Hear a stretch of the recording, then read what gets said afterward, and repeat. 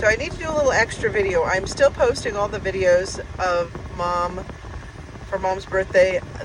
I talked so much. I said everything. There's gonna be way more of them than I expected.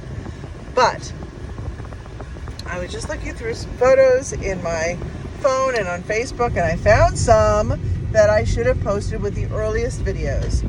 So there's a couple of pictures that were painted by my mother's uncle, Rudolf, who was a painter, Rudolf Meerbergen, of my grandmother, Germaine, of my mother's grandfather, Daddy, Emile Meerbergen, and also a bunch of pictures that are marked 1926 Ostend.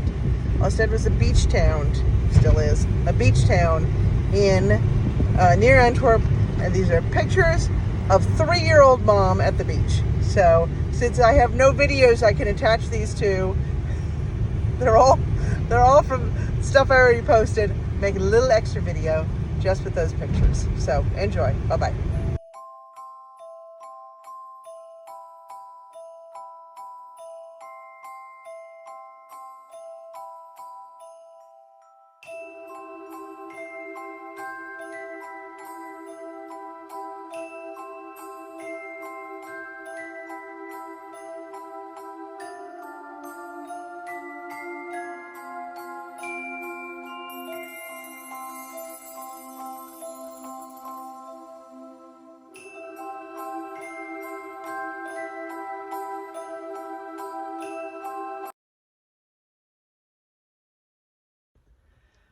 So after the war, I think she said one time they were so skinny.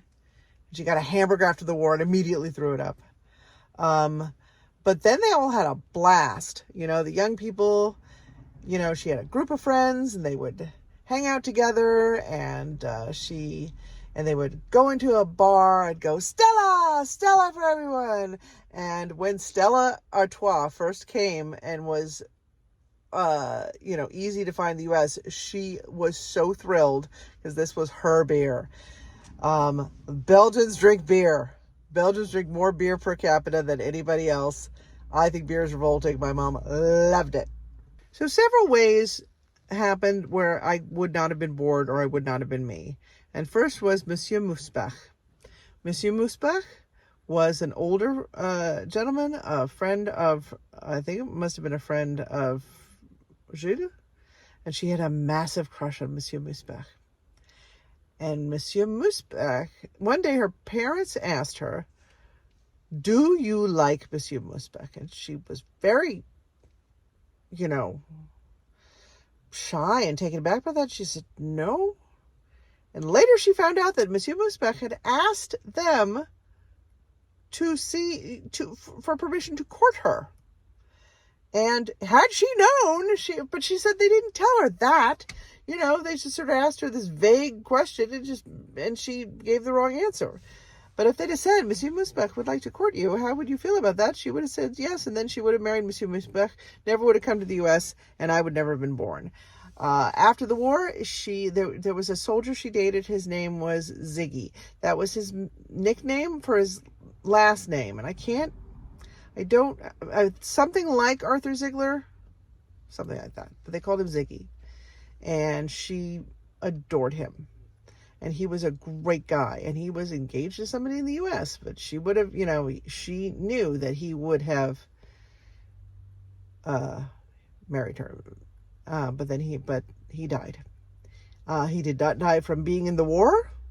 But this all happened after the war anyway. He died not of war, but of disease, probably cancer. And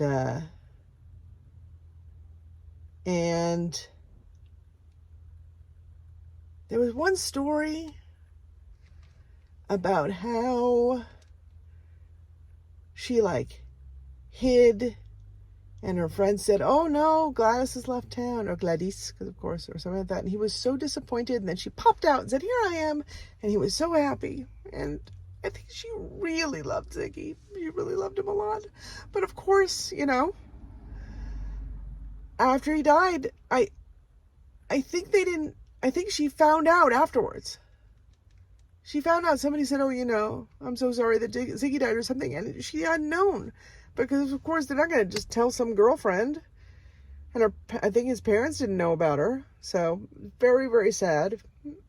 And, but it all worked out because the person she was supposed to be with is my dad. And it's, but I was always very sad about Ziggy.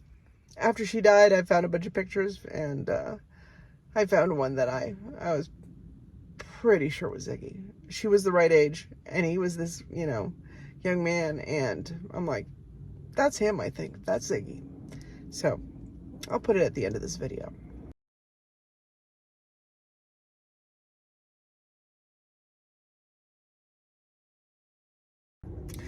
So, after the war, Belgium was occupied by the Americans. And the fact that Mom was an American, this was where it all came in handy. Because she was an American citizen, she was able to go to the PX on the base and do the shopping and get the better food. Mama would say, this is what you're supposed to get, this is what you're supposed to get.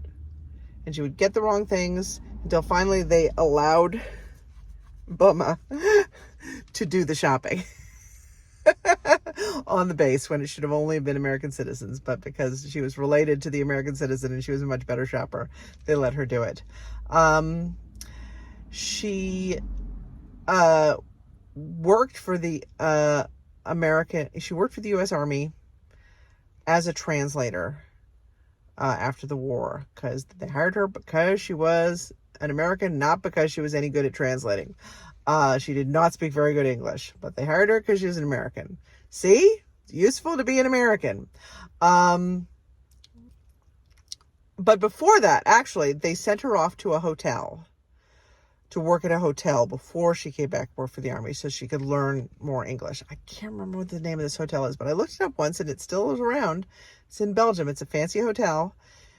And I remember there was some story about they asked her to get some spoons. She had no idea what a spoon was. But after she learned enough English, she worked for the Americans as a translator. She, I think she was living with Gourmet. She was living with Gourmet, and they had sort of a fight, and she had been offered to go to Germany to work for the American Army in Germany.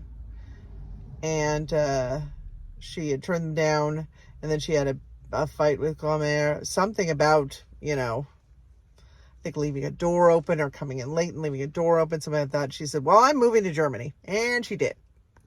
And so that was her first time away from home. Really, she lived in Germany. She lived in Berlin and worked for the U.S. Army. And she was completely independent. And she adored it, and she loved it, and she loved everybody, and she loved the guy she worked for. And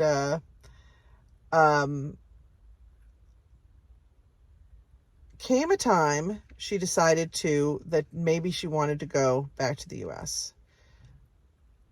because she wanted to go to college. And she knew if she didn't do it then, she never would. And she'd been to college in a 2-year college in Antwerp, but she wanted to go to a 4-year university, and she wanted to go to America. And they offered her, the U.S. Army offered her a lot to stay because they really loved her. They offered her the civilian equivalent of a colonel's rank. So she would have been treated as a colonel's rank within the Army, though she was a civilian, but she decided that she wanted to go to the U.S. And so she went to the U.S. And good thing too, because who wouldn't have been born? This guy.